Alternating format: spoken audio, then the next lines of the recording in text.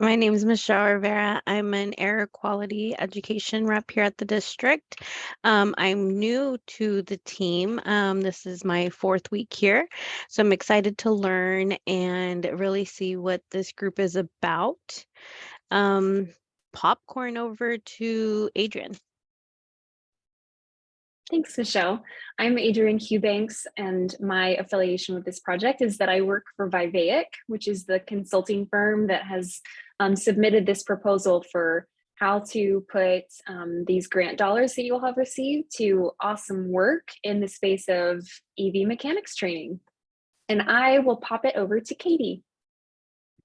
Hi, everyone. Katie Whitley, Director of Ag and Environmental Technology here at the San Joaquin County Office of Ed in our College and Career Readiness Department. And I'll toss it over to my colleague, Pam. Hi, everyone. I'm Pam Knapp. I'm the Director of College and Career Readiness here at San Joaquin County Office of Education. And in our department, we have started the first in the state of California high school apprenticeship program, where we have occupations that are registered with the State Division of Apprenticeship Standards.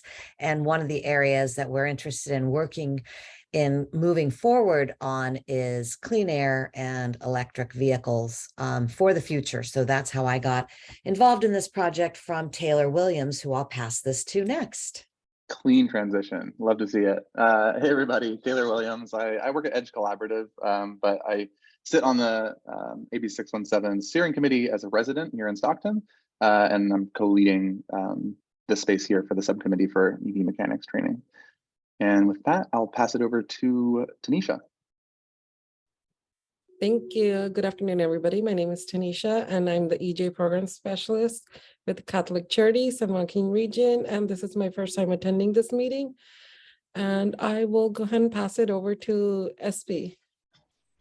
Hi, good afternoon. My name is Esperanza Vielma, and I serve as the Executive Director for the Environmental Justice Coalition for Water. We are involved with AB 617 on the steering committee, and then also involved in different subcommittees, including this one, because of our heavy involvement with our electric vehicles that we have. And I will pass it over to Margot. Hi, I'm Margot Prowse. I'm on the steering committee for AB 617 as a resident, and I will pop it to who's left. Brian. Okay, thanks, Margot. My name is Brian Dodds. I'm a program manager here at the Valley Air District in the Grants and Incentives Department, and have been involved in the 617 process and writing project plans and all that good stuff. So wonderful to see everybody. I don't think Craig is gone, so I'll send it over to him. Yeah, that's correct. Hello, everyone. My name's Craig. I work with Vivaic with Adrian and Laura as well. Been at Vivaic for, 12 years now, if not a little longer. But my prior background, I was a high school CTE teacher. I was an agriculture teacher. Also worked for the Indiana Department of Education in their CTE group. So have a lot of CTE and technical background around some of these topics. So looking forward to being part of this. I will popcorn it to Jessica. I don't think you've gone, is correct? That is correct. Hello, everyone. Nice to see some of you and meet some of you. My name is Jessica Olson. I am the Director of Community Strategies and Resources. So my team oversees the implementation of the AB 617 program, and we're really excited to take the step forward we're taking today. I don't think Florence is gone. You're right, Jessica. I think I bring up the rear here. Welcome, everyone. My name is Florence Colantang. I am a resident of the AB 617 committee, and Pam Knapp, I know you from the past because I am a retired Delta College voc ed teacher. And when I saw your name, I said, oh my gosh, Pam is still there. And it's just good to see you, Pam. It's just good to see you. But I am, because I was part of the voc ed arm at Delta College when I was teaching there. That's why I'm part of this committee. I am still interested in, especially in this particular program. I'd love to be able to see it take off. So. Hi, Florence. I recognized your name as well, and this is exciting. And yes, I'm old, so I've been around this area for a long time. And CTE is where my heart is, and voc ed, CTE, we're calling it career tech ed. And this is the future. So Absolutely. EV, clean energy, all of that. We here at the San Joaquin County Office of Education definitely want to see where we can be involved for this future, because our motto in our department is, it's because it's what's right and what we need to do for everyone's future. So. I was going to wait till the end. This is Margot speaking. But Pam, I was wondering about your program, and I was wondering if it's located in one single spot or is it spread throughout the county? Can I interject here and just ask a little bit about how it works? Or is that part of the program, Taylor? I will just do a shameless plug in 1 minute, Taylor. So ARCH, Apprenticeships Reaching Career Horizons. It is the first in the state of California registered high school apprenticeship program in an effort to answer the governor's call to move apprenticeships to 500,000 by the year 2029. It's a formal type of training. Apprenticeships aren't new, but typically people think of apprenticeships in the skilled trades. And for those who are over 18 or in a union position, what we have created is what people are terming the other 4-year degree, whereby we are combining classes taken at Delta College. I work closely with the CTE dean at Delta College, we do. And then we work closely with the Division of Apprenticeship Standards. And we have 2 occupations: information technology support specialist and teacher's aide. And so any employer who wants to start an apprenticeship program, we're here to help them do so. And back to a shameless plug, tomorrow's workforce is in the classroom today. We need to really work with our youth to figure out how we can help them with their futures. And I love the apprenticeship training model, and Katie and the rest of our team here at San Joaquin County Office of Education are moving fervently to get this propelled. So there's a lot of movement around apprenticeships, and there's money coming out of the federal and state governments to utilize this type of training. So that's the plug. Thanks for asking, Margot. And you'll have to remind me, folks, I think we're getting close to the end, but I do see a couple of faces that I don't think we've heard from. Margot, have you done your introduction yet? Okay, and then Laura. Yes, last but hopefully not least, I'm very excited to be here on the call with you all. And like you said, Pam, doing what's right. This is a great group of people, and we're really excited to talk with you today. My name is Laura Matzner, and I'm an opportunity manager with Vivaic. So I was helping Adrienne with the proposal and have been talking with her in detail in the background and learning about this opportunity. And we are looking forward to talking more about it with you today and answering any questions you have. And Craig and I have also been working with Adrienne on gathering some examples to share with you to help give you a vision of some of the things we're thinking about, but we're really interested in knowing what questions you have and walking through everything together. So just looking forward to being a part of the conversation. I've been working in training and development and learning in several facets for about 20 years or so, and a lot of those with Vivaic as well. So looking forward to helping the conversation along today. Thanks. Thanks all. I think that's all for our introductions, and maybe just to wrap up introductions. Today we'll be here to review. I mean, I think everyone knows there's lots of new faces here, and today we'll be reviewing a proposal that's being recommended by the San Joaquin County Office of Ed and also Vivaic. And so with that, we're kind of in our agenda have 2 sections. We'll review some context. I think the subcommittee's been in a lot of different spaces exploring different options, and we definitely want to appreciate Taylor and Ed Ward for supporting that. And then we'll kind of move on to the meat of it, which will be reviewing the proposal.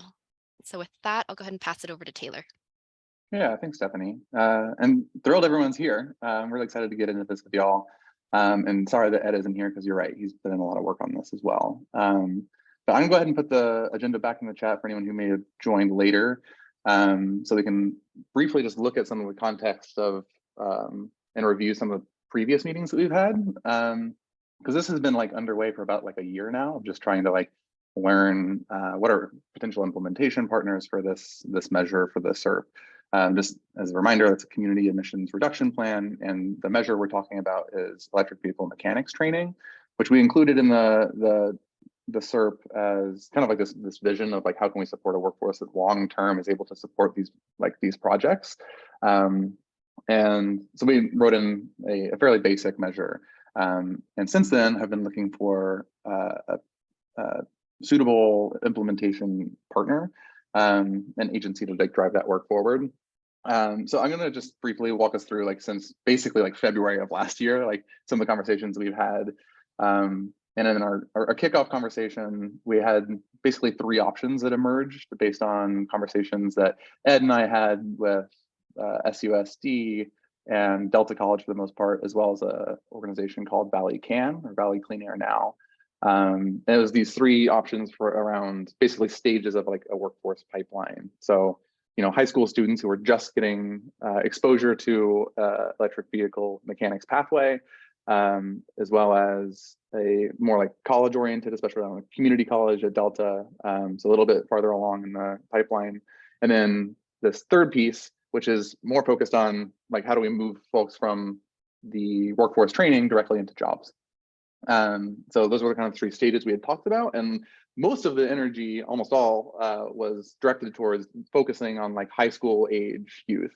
So with that, we also brought in the next meeting some employers and the California New Car Dealer Association, and we basically looked at like what are the skills that you're looking for, what are your hiring needs. I think one of the big pieces of information that came out of that was that at the state level, you're going to see over the next, I think 7 years now, basically a deficit. Like you're not going to have enough mechanics in the number around like 30,000 different open positions across the state. So there's a massive like job opportunity, and we want to make sure that we're positioning our folks locally to be able to like take advantage of that opportunity. And following that, we had a proposal from Valley Clean Air Now, Valley Can, about placing their 40-hour and their 4-unit basic programming into Delta College, which they have successfully done now. So the proposal they submitted was about basically covering costs to make sure that those courses can be sustained in the long term. And the proposal that didn't move forward, we wanted to refocus on the high skill age youth piece, accessing a broader range of students, and recognizing that there was already curriculum underway at Delta College. Didn't want to be duplicative. And important, like one of the first learnings that we've heard as a subcommittee, voiced as a subcommittee, was creating that pipeline from high school age students into jobs and further training and education. So kind of creating that pipeline there. And which really brings us to today, which the proposal that County Office of Ed and Vivaic have put together is really in service of like satisfying the priorities that we heard as a subcommittee around focusing on high school students and creating like direct pathways into work, into further training, starting with high school age youth. So with that, do we have questions about like some of the context from previous meetings or any other things we want to add, Pam? I have a question. So can you further explain what happened with Valley Can placing the 40-hour and 4-unit basic programming course? So is that something that's happened? You guys have already partnered with the Delta College program. What is that all about? So that is basically, we were late to the party. Valley Can was their whole goal with their workforce side of the work that they do is to they develop curriculum and then they place it into community colleges and high schools. And they successfully did that at Delta College, independent of what the subcommittee was doing, because that was already an intention for their work in Stockton. So we didn't want to be duplicative and like try to like put more work at Delta if it wasn't needed. And Valley Can had already moved into Delta. And maybe just to provide a little more context, we did ask specifically there was a moment there, I think, and correct me if I'm wrong, Taylor, where we were like, okay, that's great, you're there. We have this funding. What can we use this funding for to like elevate your program? And there really wasn't like, at least for the way that I think the funding was envisioned for, matching up with what their needs were, especially the amount of funding that we're talking about. And so we went back to the small subcommittee, sort of having all that information with us. That's where, to Taylor's point, we started talking about, okay, well, how do we maybe get people to want to be in that program? Maybe it's more the recruitment pathway or setting folks up for success, creating that pipeline, as Taylor mentioned, knowing that for now, at least, at the Delta College level, given the funding that we have and the support we could provide, they're set, kind of with their program. So is this AB 6? I'm sorry, I don't know the numbers right off the bat. AB 617. 617, then providing funding from the grant to the Valley Can and Delta College already? Is that already been negotiated, or is any of that happening? They Okay. That have was just a separate proposal. funding. That's way more funding, I think, than we have right now in our CERP, from my understanding, right, Taylor? Yeah, they were one of they had a proposal that they were looking to seek this funding to do, and they did not receive that funding. Okay.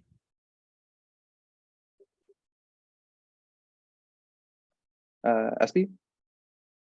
Yeah, so I guess to like add to my question was, and I apologize that I wasn't at that meeting, but so then from the Valley Can component, because they had already done the community college piece and then that's already set. And then so moving into the high school component, since they have the curriculum, are they going to be working with County Office of Ed with us on this, since they already have the high school curriculum as well that they developed in the other areas of the Valley? Valley Can does not teach curriculum. They place it into schools. So this is a separate idea altogether. Valley Can has already worked with Delta to place their 40 hour course and their 4-unit course into Delta. So go ahead. I was gonna say, they have been doing high schools, to SB's point. They were looking in Fresno. I think at this point, the kind of pathway we were looking that made the most sense for the timing of spending the funding, knowing how maybe school site by school site and district by district, some of this is a little difficult. One of the thoughts that Taylor had, knowing Pam really well and knowing kind of the County Office of Ed's position and how they have this other program, that this could just sort of be in parallel to that effort. And I would say, as we move forward, if we find as a committee, larger CSC, that maybe, you know, down the road there is a need for more funding for maybe Valley Can's program to grow, maybe that existing piece, I think we can all talk about, maybe we've moved some money around already, right? Maybe we can move money and support that separately. I think for now, we were looking at this piece sort of, to Taylor's point, separate from that, knowing that it will hopefully help bolster what's happening already. Okay, I was just confused because I thought that County Office of Ed, I understand because we work with them for the hackathon and we work with them for Ag Tech Summit. So I'm very familiar with that. And I think it's great because it's county-wide. I was just saying that if they had already like a curriculum, were they like going to be associated or partnered, or does County Office of Ed already have an EV mechanic curriculum? And so then if they didn't, instead of like reinventing it, like adding a piece to that puzzle, even if it's not a lot of funding, you know, I'm sure that they would be open to working with us. And in terms of you know, saying this is what we're doing out in the other part of the Valley. And so then that way we here don't have to reinvent the wheel. That's kind of where I was looking at, you know, Valley Can's participation with the curriculum that they help implement or implementing in other parts of the Valley, to do that with County Office of Ed, unless County Office of Ed already had an EV mechanic curriculum. And then, yeah, it wouldn't make sense because they have their own already. But if they didn't, then just to kind of speed things up, right? Because we know the needs at Delta College are that they're trying to get students in there, right, into the program at Delta College. And so what better way than get, like how, you know, Taylor said, the students excited at the high school level to get them over to the college level, which then obviously gets them a career, actually, not a job, you know, right away into as an EV mechanic.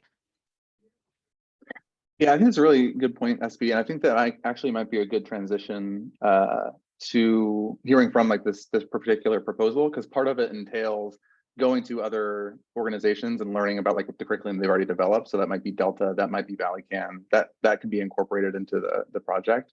And like if we hear from that proposal, if you still have questions, then we should get into those. But now might be a good time if I can just pass it over to Pam real quick, just to introduce this. Certainly, and just a little bit more background. Taylor and I had been working with Stockton Unified and others to promote the I, for the Apprenticeships Reaching Career Horizons program, we brought Stockton on because they're one of our school districts that we serve of the 14 in San Joaquin County. They have an electric bus program. They have 24 electric buses as a fleet, but they don't have mechanics. They have a wonderful auto mechanic program, but that's not EV. Looking at that with what we have locally with regional transit, RTD, they have electric buses. Delta College already has an apprenticeship program working with RTD. And so that was my tie-in. How could we get what's going on at Delta College and RTD pushed down into the electric bus fleet that Stockton Unified has, partnering it with their great already in place auto mechanic program? That was the initial conversation that Taylor and I had. Throughout the schools in San Joaquin County, there is not an EV mechanic curriculum out there. When Taylor and I were speaking about this, our wheelhouse here in College and Career Readiness Department is not writing curriculum. Knowing that there's not a curriculum out there in San Joaquin County at the high school level for teaching EV mechanics, we brought in Vivaic because of Katie's relationship with an employee who is no longer with Vivaic, but she knew for years, and I don't want to speak for Katie.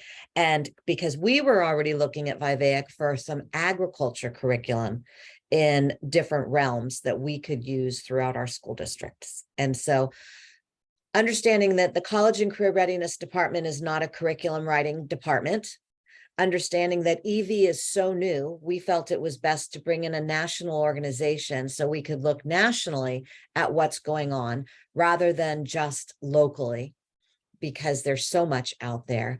And so I'm hoping this is a good introduction to Adrian and the Vivaic team. And Katie, do you want to add anything to that on how we are here in this meeting?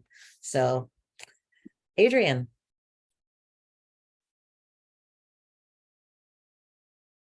I lost my unmute button when I pressed share screen, so thanks for bearing with me. Great context, Taylor, and thank you so much, Pam, for that lovely background of how we've found ourselves at this point. Similar to what you said about how your office is not a team of curriculum writers, we are a team of curriculum writers. This being in the field of training and development and in the world of learning, curriculum is one of those things that we really love being a part of and have a lot of experience in. And when Katie brought up this idea, it was something that we were immediately so excited about, to get to be connected with these school districts there in San Joaquin through the SJCOE.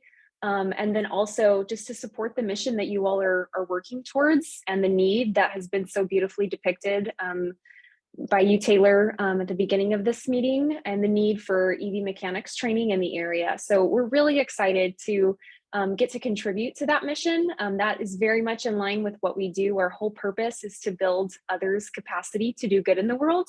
And you all are definitely doing good in the world and in your part of California. And we're really excited to get to contribute to that. I know that most of the committee members have seen this proposal in email in the last couple of weeks, but just to reorient ourselves, I know you all have some really great questions. We thought it'd be helpful to just recap what's in this proposal, especially if some of you, it's been a little bit since you've seen it. And then we can show you a couple of examples to help, just paint the picture of what it is that we're proposing. And then, of course, we're happy to answer any questions that you might have. To kick us off, though, I'm curious, Katie or Pam, if one of you would like to paint this vision of how we are hoping to work together through this project. Sure. We at San Joaquin County Office of Education serve 14 school districts locally. And we oversee the career technical education training programs. By that, I mean that we provide assistance to the 14 districts when they want to start a new CTE program. We hold monthly CTE directors meetings. We share resources. Katie within agriculture and CTE sits on numerous advisory committees, as do I, all providing guidance for local, national, and state guidelines for career technical education. As I mentioned earlier, we do not in our county have an electric vehicle mechanics program. We have a wonderful STEM program at the County Office of Education. That is not our department, but obviously clean air, clean energy, and electric vehicles is all part of that whole area. So we have access to the STEM fair, the hackathon, and everything that they have there. So we support one another within all of our departments here at the county office. Katie, as the Director of Agriculture and Environmental Technology, and I have direct linkage into the school districts, assisting again with their needs in moving and starting new curriculum. And so that's how we came to this table. Again, we don't write curriculum, so we wanted to bring in the expertise of Vivaic. And so that's why we're here at the table. Keep in mind, though, we have not received any commitment from any of our school districts regarding this. We have not approached our school districts about this. I've spoken with Nathan Haley, the CT director at Stockton Unified, numerous times about starting an EV apprenticeship program, but I haven't really discussed with them this concept because we at the county office cannot dictate nor mandate that any of our school districts participate in anything that we advise on or bring forward. We're just here as a support. So we may not say to any school district, you will adopt this curriculum and you will teach this to your students. We're here just as a support provider. Awesome. Thank you, Pam. Katie, did you want to add anything to that? Nope, that was perfect, Pam. Thanks. Great. This is just a note saying that this is a formal proposal and that we'll honor the things that we're sharing with you for the next 60 days. These are the basic subjects that we're going to talk through briefly. We're going to recap the needs and opportunities that Taylor shared with myself and Katie and Pam over the last couple of weeks and how we're hoping to address those needs. We'll walk through the proposed solution. We'll talk about a timeline briefly. We can look at the investment. And then, of course, we can get into why would you want to work with Vivaic specifically and what next steps can look like. And of course, walk through a couple of examples and then answer any questions that you have. So let's start with the needs that we identified. So this was in conversation with Taylor. These are the needs that we identified. Number one, to have engaging and effective training for high school classrooms that builds from existing EVMT programs. Second one, durable resources that meet industry needs and endure the quick industry changes. Third is effective resources for educators. Fourth is successful launch with evaluation metrics that can be shared with the community. And finally, targeted marketing for school districts in the AIR district. As you have heard now from Pam and from Taylor, just about the landscape of the situation and what it is that we're working towards, this is how we think we can help you accomplish these goals and meet those needs. First is by building interactive knowledge and skill builder courses that align with those existing EV mechanics programs, particularly that's at Delta College already. Use an easy to update e-learning platform called Rise to house these courses and work with local subject matter experts to get that really awesome content. We'll pilot these courses, get feedback from teachers, and develop an educator guide for teachers. We'll launch planning and support, evaluate the programs through impact metrics, and then finally do some in-depth communication planning and support, and of course, development of those communication tools so that we're able to get this into the school districts. So if we boil that down, it really falls into 4 categories. Number 1, the skill builder, interactive knowledge building courses. Number 2, the educator guide. 3, the planning and support for getting this implemented. And finally, the communication planning and support. So with this very first deliverable of the actual courses themselves, we are looking at building 4 courses through the platform called RISE. And this will be aligned with those Delta College courses that are already in existence, so that this can be a really great pipeline into that next level of training. These 4 courses will be 15 minutes of interactive e-learning experience, but that will have activities to fill a full 50-minute class period for the students participating in these. Something to note about this, and that we really love about using the platform RISE, is that we get to create a lot of really engaging graphics, and you get to use a lot of awesome media assets to make it a more engaging learning experience than just reading a bunch of texts or having to just look through a couple of articles. It becomes a lot more engaging for the students that are participating. So 4 courses that we're looking at that align with the Delta College training. Second deliverable is to create an educator guide. Number 1, to help the teachers understand how to implement this e-learning tool into their classrooms. Number 2, to have a collection of additional resources that we find along the way, so that if they want to take a deep dive into the world of EV mechanics on their own outside of the bounds of this curriculum, that they're able to do that. Or at least have some more resources as a jumping off point to learn more about this area. And finally, 1-page outlines for each of the 4 courses, so that those teachers feel confident about implementing them in their classroom, but also have some additional ideas of how that can look depending on the resources that they have at their fingertips.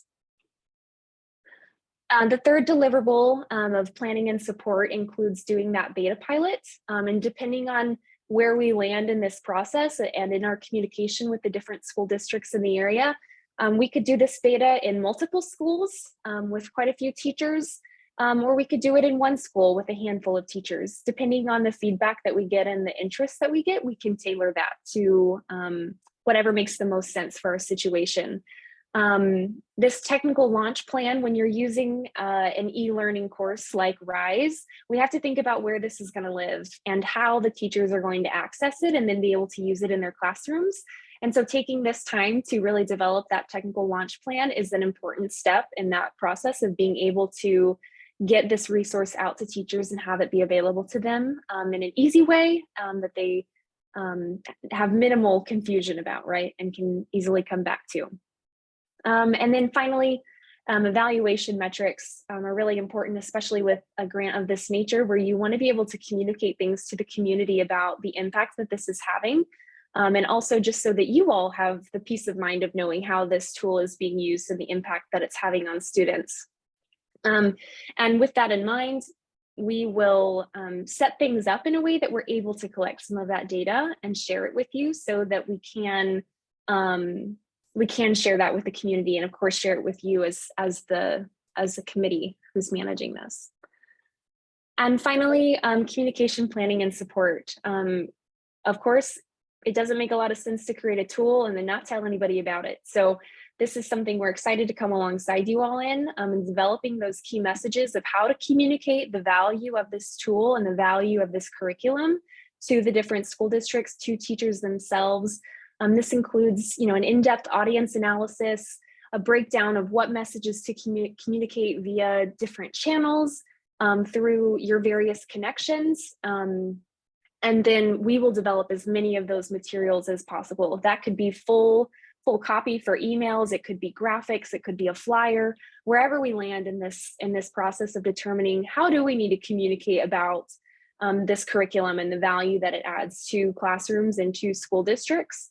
And ultimately to the lives of students. Once we determine those messages, then we'll develop as many of those resources as we can. And then of course, turn over all of our source files so that you all can continue that work if you so desire.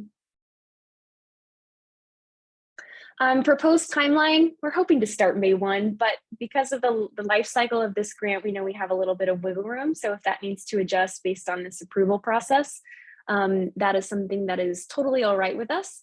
Right now, we're hoping to be able to pilot this in the fall semester though. So that kind of goes in tandem with this May 1 start date. And if we needed to start later, it just might influence when we're able to start that pilot. We have the cost proposal here, which I think you all have had a chance to view in depth. And of course, we're happy to answer any questions that you have about this specifically. But I think now might be a good time to show you some examples of some past work, just to be able to have an idea of what is a RISE module that she keeps talking about, and what would this like tangibly look like for us. So I can pull up this first one. Laura, is this one that you would like to kind of talk through a little bit? Yeah, sure. Thanks, Adrienne. Looks great. So this is a module that we created. This was more for a corporate client instead of an educational client, but they were putting together some fundamental information about healthy soil and making sure from an agronomic perspective that the soil is respected for all the great things it does for us. So this is what a RISE module looks like. It's web-based. You can have a menu on the left. It can be gated in a way that people can only get to the next topic as they go through it, or they can skip around if you want to schedule it that way. You can see here on the screen, there was a podcast or just a moment ago. So a RISE module can have a lot of different types of interactions in it. In this particular case, we did some podcasts with some farmers talking about why they think soil health is important, and then we can insert those audio clips of the podcast directly into the module. We can also show videos and have other interactivity as Adrienne scrolls through here. This is an example of a graphic where you can have little pop-ups with information on the graphic. Right below it is a downloadable PDF. So if there's any information, for instance, in this case, if a teacher wants to have a worksheet or something downloaded from the online module, and then to complete that after they're going through the module, they can download it from the RISE module and print it and have it available. You can also quiz or do some knowledge checking. So there's all sorts of different question types that we can include inside these modules as well. And then under strategy, maybe a good one to go to, Adrienne, there's an example of what it looks like when we insert videos in here. So this is kind of a bit of a talking head video of one of the executives at this particular client. And so the videos play right within here as well. There's no opening additional windows. Everything is really seamless and has a really nice look and feel. And then it just really goes down to a summary at the end. And maybe if we skip down to that summary, we can also show how you can have additional resources housed within a RISE module like this. So like the full version of the podcast is there. Any videos that were within the module or additional videos are located here, and you can download PDFs here as well. So the RISE module itself can serve as a way to walk someone through asynchronously through some content to build their knowledge. You can assess them along the way, and it can also serve as a repository for people to access that information and refer to it later as well. So that's an example of a RISE module. Awesome. Can I ask a question? This is Margot here. Sure.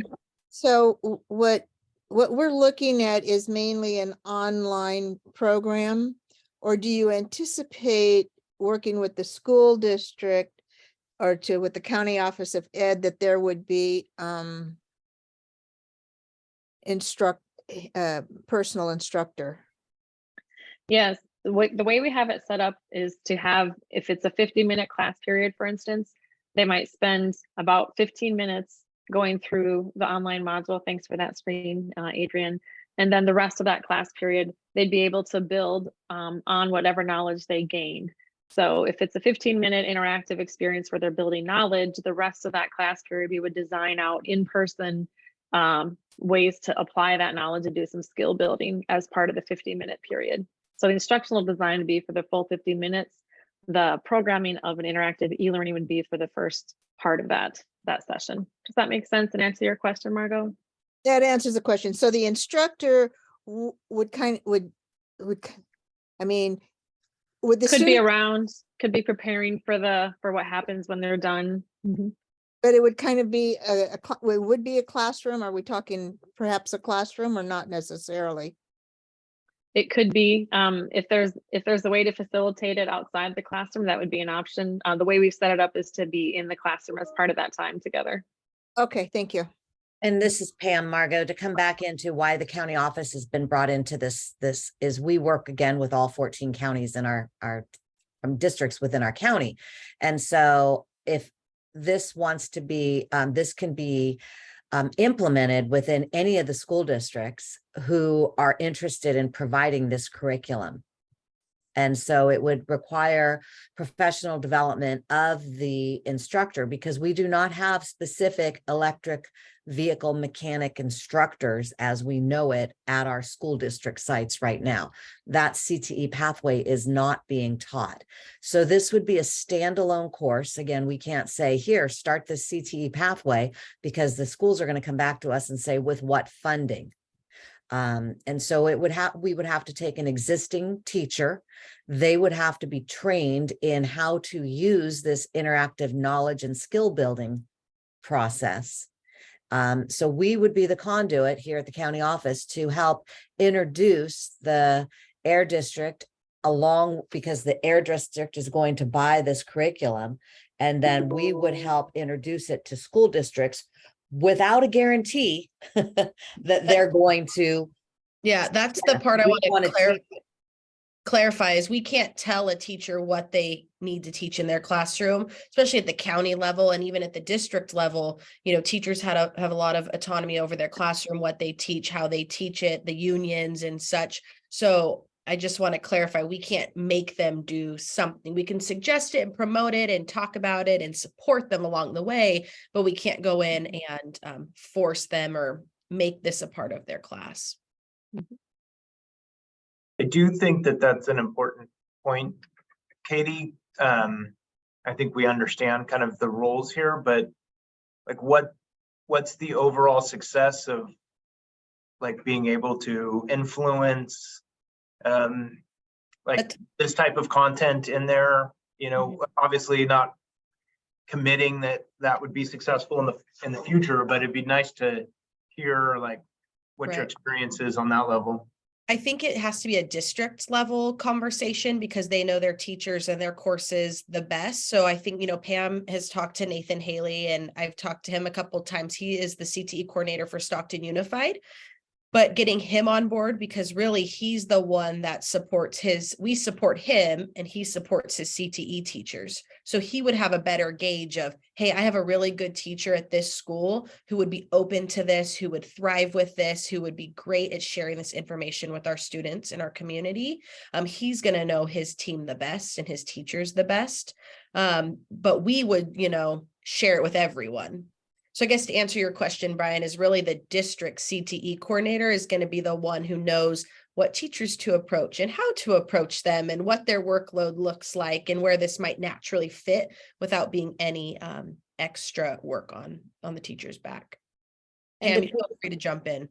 Right. And to piggyback upon that is I was seeing this as a proposal, an opportunity for the Air District to bring a curriculum to all of our county schools. For free. Exactly, for free, because they don't have the means to do this. Now, whether or not a teacher wants to add something to their already impacted class schedule, that's up to them. There's no additional funding for this teacher to be trained in this. I mean, that would be up to the school district to say, yes, we want to give you some a stipend to go be trained by Vivaic on providing this curriculum to your students. But for me, it goes back to it's the right thing to do. It's where the future is leading. And I think that it would be nice that we in San Joaquin County can say that we're ahead of the curve as opposed to trying to catch up to what's going on with clean energy and EV. And I think the great thing is I think Adrienne and her team designed this in a way that it's very accessible for the teacher. It doesn't feel cumbersome. I know that they've done work with our neighbors in Amador County doing CTE projects, and we've heard that the teachers were very open to it because it was very kind of laid out there. I don't know the right term, but it was in a way where a teacher could implement the curriculum without having to do a ton of research on their own. They could do additional research to add to for their own knowledge, but really the guide and the content that they got was sufficient enough to teach it in their class. And I think that's important. And we shared that importance with Adrienne and her team early on in the planning. And one other thing is there is an inland port project that has been brought to our attention, and the committee with the inland port, that's all about clean energy and all of the jobs that are going to evolve around electric vehicles and clean energy. And we have been, our county office, our superintendent, associate superintendent, and Katie and I have been brought into these meetings with regard to how we can provide curriculum for all of this. And so once again, partnering with the Air District and Vivea, we are ahead of the curve if that should come to fruition to be able to provide this type of curriculum in our county. Yeah, so one of the things that would probably help a little bit with some implementation is stacking and aligning the standards in CTE to some things here. So for example, in automotive, you're probably going to teach something around electricity, for example, right? So you're also probably going to teach something around electricity when it comes to EV. And so this might be an opportunity here to also not necessarily replace, but supplement and help hone some skills that the students are already developing somewhere else, right? So you're kind of transferring skills and knowledge, and that might help with that uptake, right? And that's stuff that we'll work with Delta College, and also just align all these things so that we're teaching, comparable skills, if that makes sense. So that helps support the existing current curriculum as well. So this is Margot again. I really appreciate how the curriculum looks. It looks pretty thorough and that it could be used anywhere. I'm a little concerned that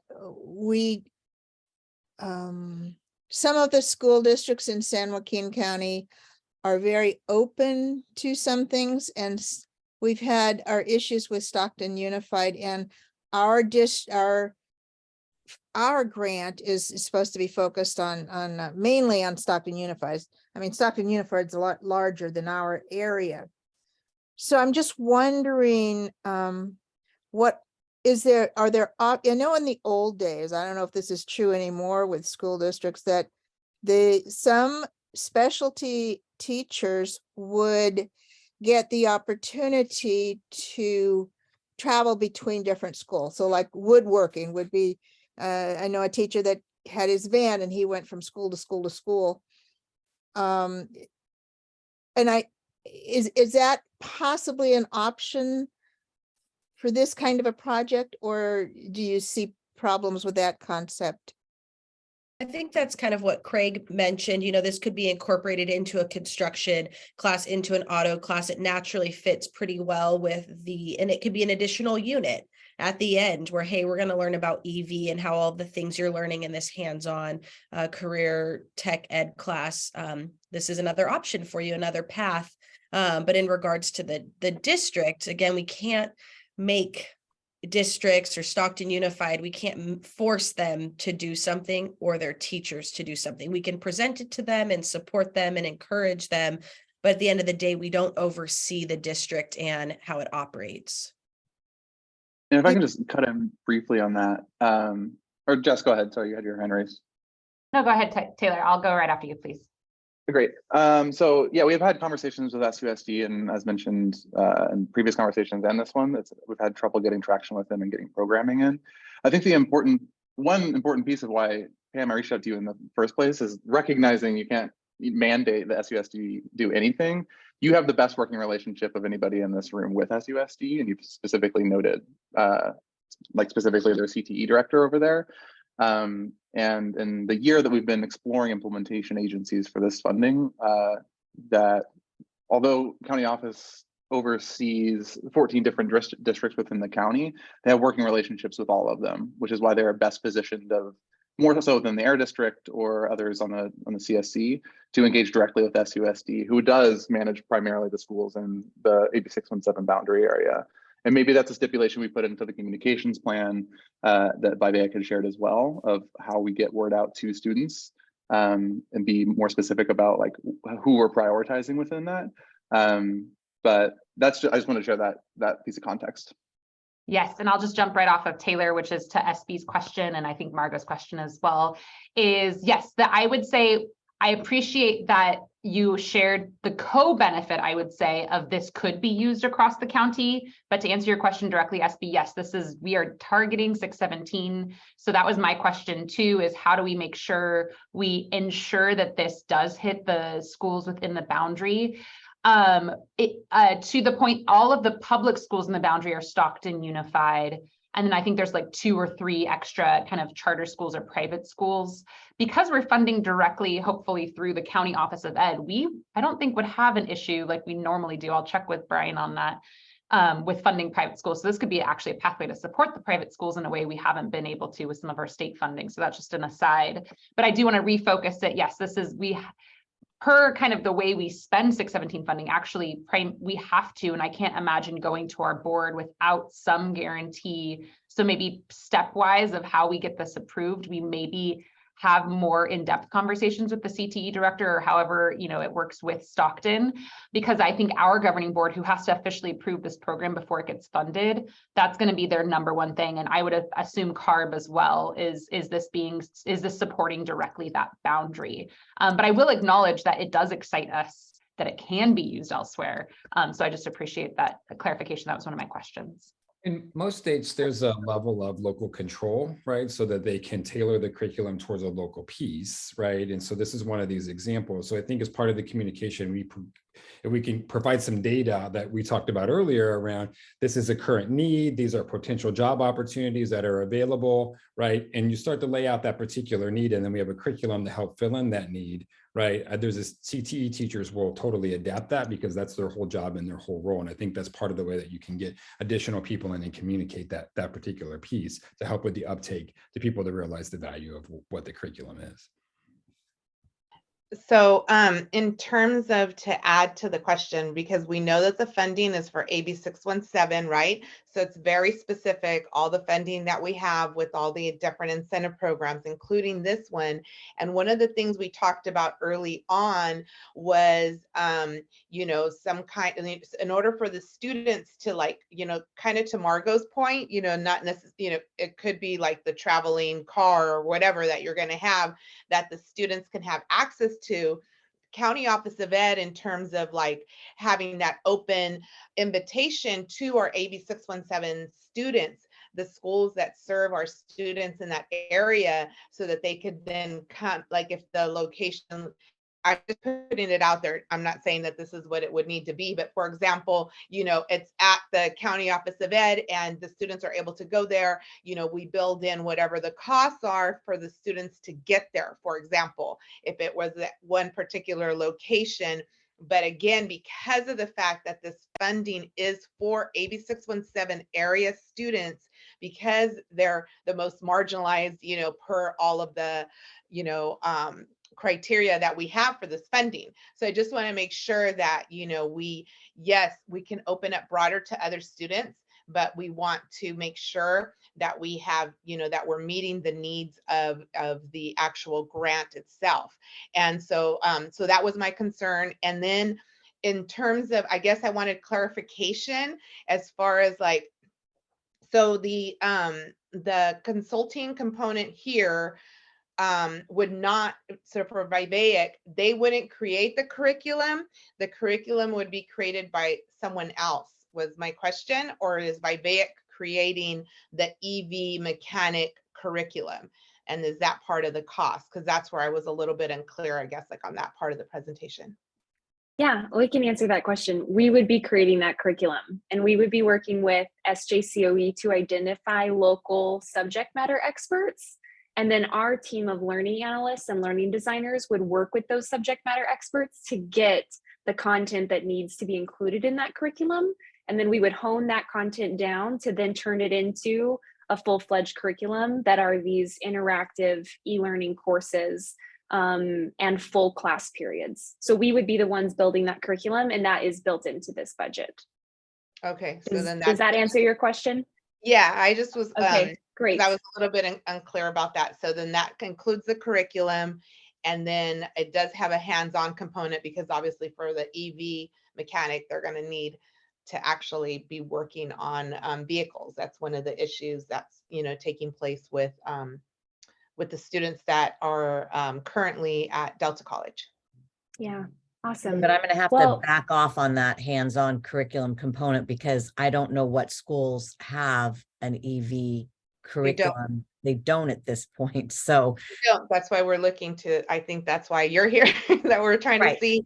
And keep in mind that to start an EV curriculum, that's a huge cost for a school district. Where is that car coming from?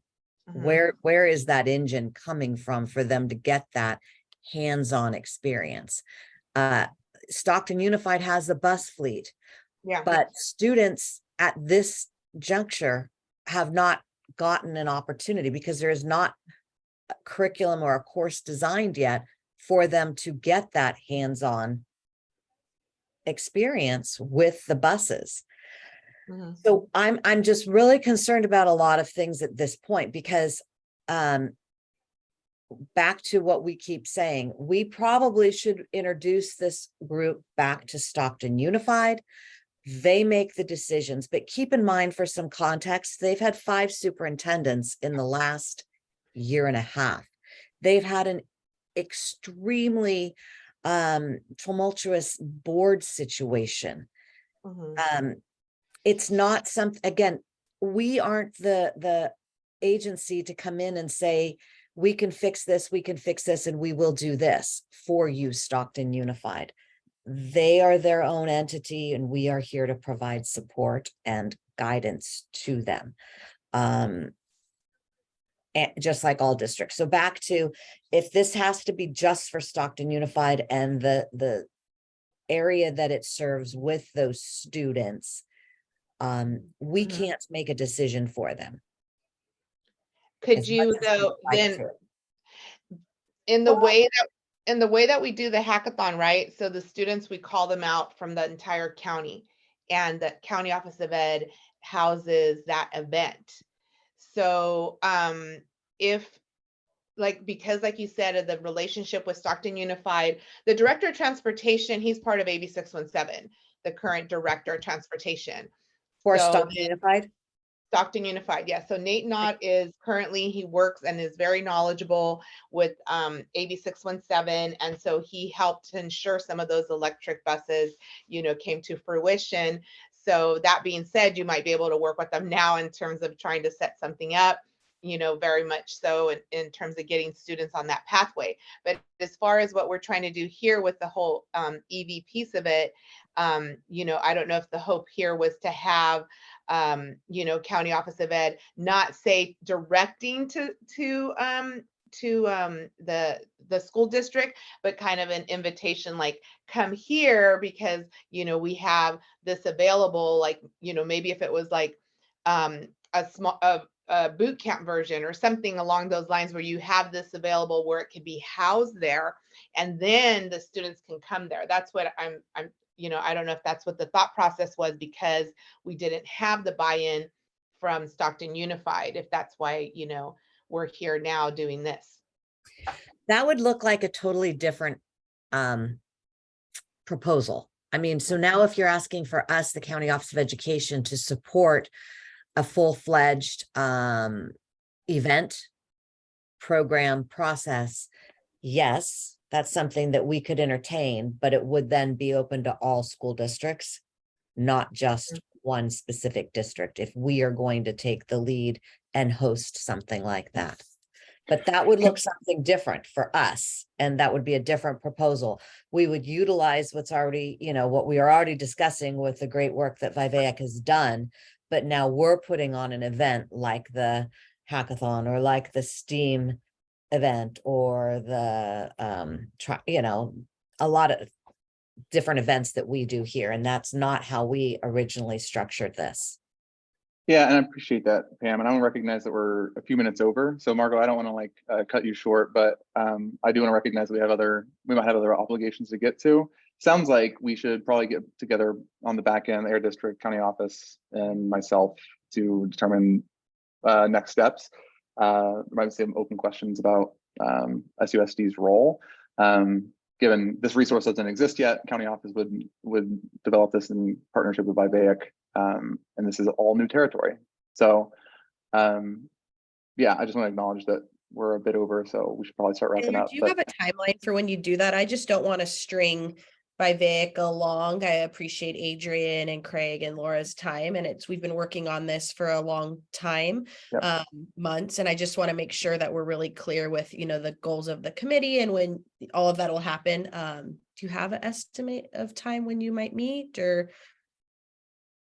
I think we should probably get together in the next week or so to talk about some of the concerns that just happened, that arose today, which is primarily about like how we're targeting students within the boundary area, so South Stockton. And there's no way you're going to be able to mandate Stockton Unified do anything. I think that we all feel pretty clear on that, and also that this doesn't exist as a resource, and SUSD has not shown up to these meetings in a meaningful way.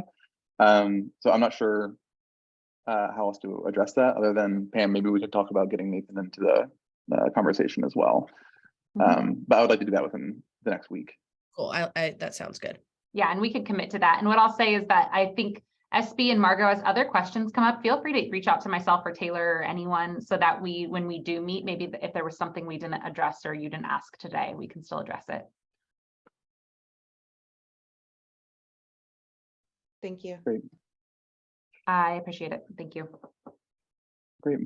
Well, thanks everybody. We'll be in touch soon. And thanks, Jess, for hosting, Pam and Katie, Adrian, Craig and Laura for coming and presenting. Really appreciate your time. Great. Thanks Thank you for all. Happy to be here. Everyone. Bye-bye. Thank you.